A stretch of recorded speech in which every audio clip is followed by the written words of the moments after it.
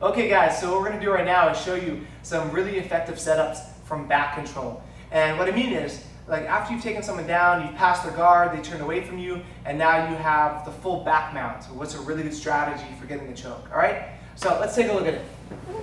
So I have my partner, right? I have my hooks in, alright? I was able to get on his back. Let's turn to the camera here, alright?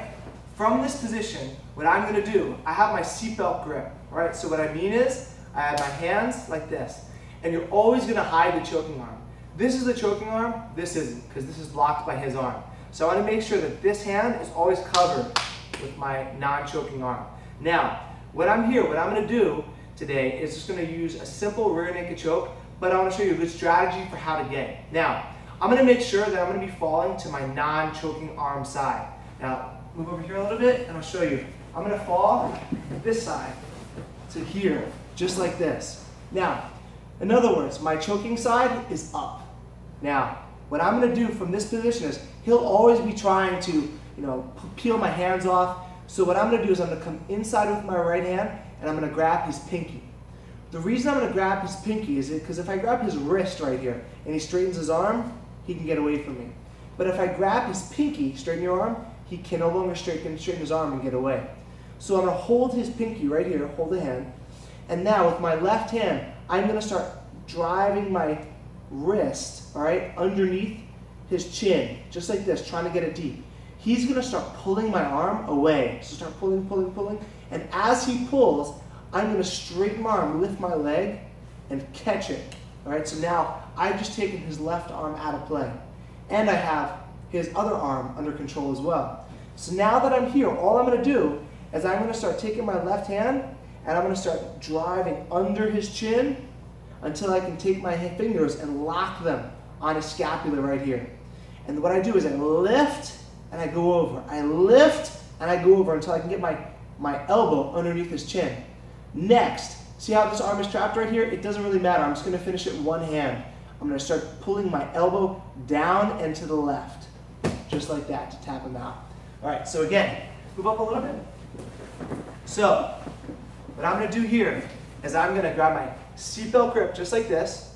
I'm going to fall to my non-choking side, all right? So here's my non-choking side. And now I'm going to hand fight to take his right arm out of play by grabbing his pinky. Now he can't straighten his arm anymore. Now the next thing I'm going to do is I'm going to start driving my fist or my wrist underneath his chin, trying to work my knuckles and my hand underneath there, but he's going to pull really hard. As soon as I feel that pull, I straighten my arm, open my leg, and close the leg so that it traps his arm.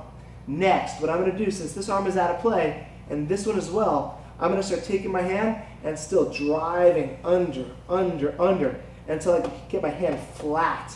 And then I start lifting and going over, lifting and going over. A very important detail is I want to make sure that my head stays close to his head so that he can't get his head to the floor. As long as my head stays here, I'll be okay. Now I'm going to drive my elbow down and to the left, just like that, to tap him out. Now, common mistakes from this position that I see all the time.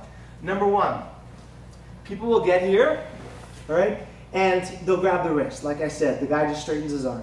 Next common mistake I see, even if they grab this, is what they'll do is they won't pull hard enough on the neck.